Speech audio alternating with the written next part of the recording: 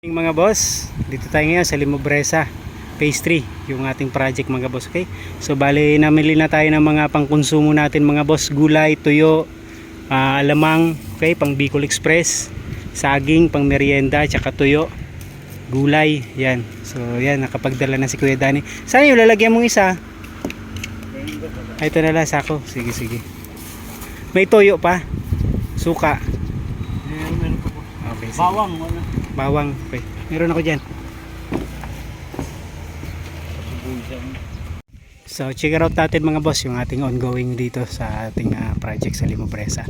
So bali kahapon, shoutout kay Boss Melvin. So katuwang natin dun sa pagtatrase sa bubong kahapon mga boss. Okay, araw na Sunday. So ngayon Monday.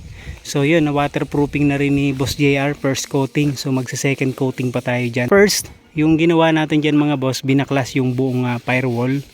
Okay, so tinanggal yung plastering, tapos rebukada, plastering.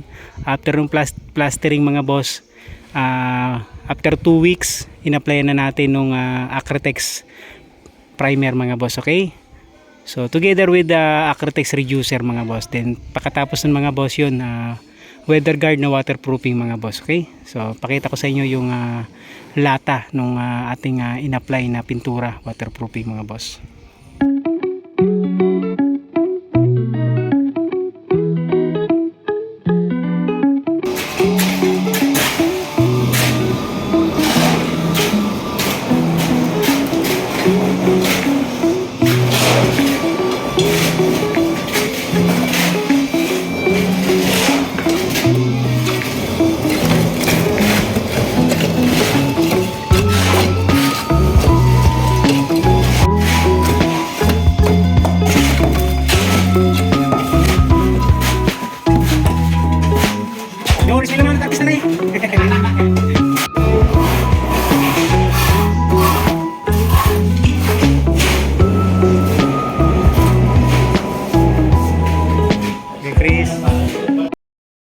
Tanghali sa inyo lahat mga boss. So dumating na yung ating long span na order mga boss. Okay, so shout out sa ating masipag na si Ma'am Elaine ng Unimore Trading mga boss. Okay, so siya yung contact natin dun sa planta mga boss. Okay, so kagandahan dito sa Unimore Trading mga boss, kung ano yung requirements mo na haba, kahit maiksi man yan mga boss, pwede yun mga boss. Okay, so para hindi magkaroon ng problema, so in order natin isang buong haba na mga boss.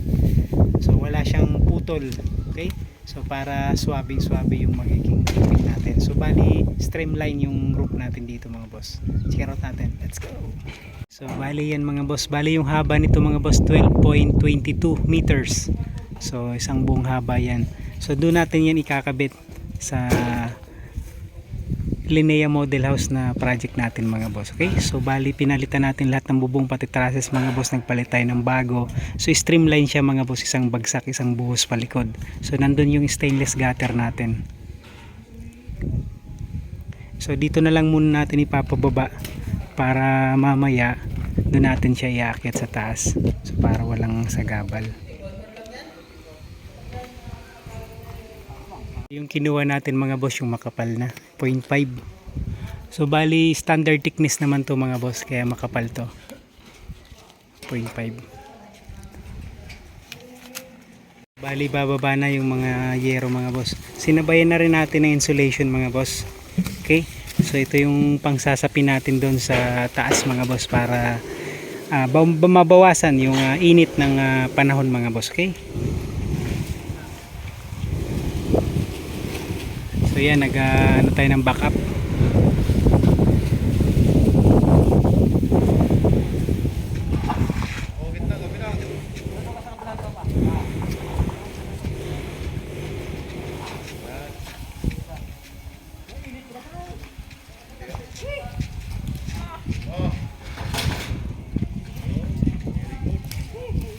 Oh, loho ha.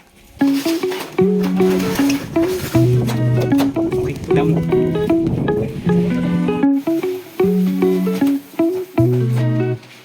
Dumating na yung ating order ulit na materyales para dito sa ating project.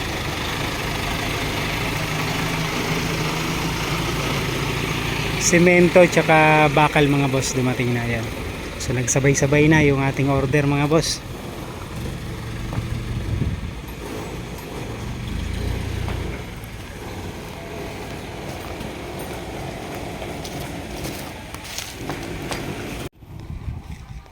So ito rin yung order natin kagabi na buhangin mga boss from Pampanga. Okay, shout out dun sa ating contact. Maraming salamat po sir. Sulit, double screen, quality. So dumating sila mga boss around 12 midnight. Yan. Yan, semento tsaka bakal mga boss yung order natin. Bababa na rin nila. Dito na lang ilagay. Yan, ibababa na rin yung order nating materialis, bakal tsaka semento.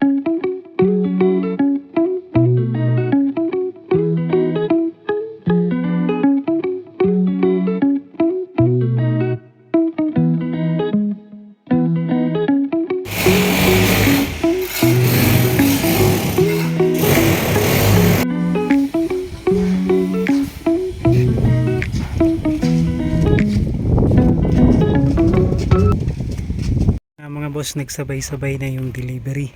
So yan, dumating na rin yung tiles na in-order natin mga boss. Ayan.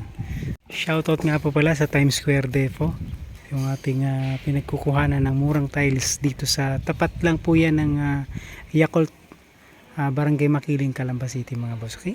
So dumating na yung tiles. So bali dalawang balik tong sasakyan nila mga boss. Okay? So hindi kayang isakay lahat. Check natin mga boss. So ito yung napili ni client mga boss na mga tiles.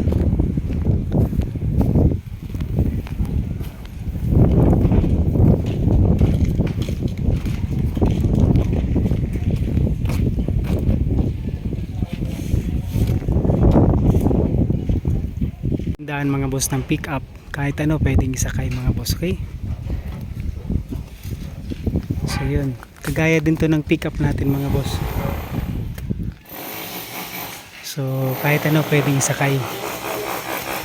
So kagandahan nito mga boss, nakamolye siya mga boss, naka lip spring. So yung sa atin kasi coil spring.